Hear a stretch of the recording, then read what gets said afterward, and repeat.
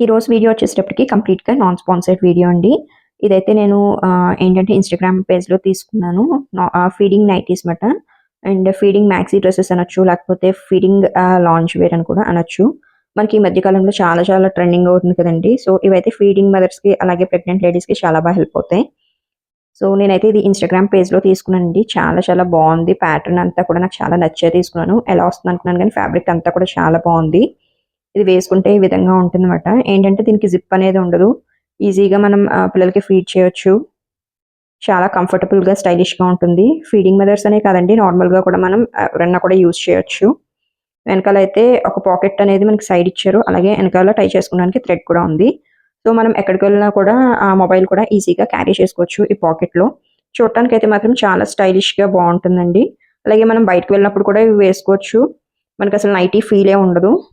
చాలా కంఫర్టబుల్‌గా, స్టైలిష్‌గా ఉంటుంది.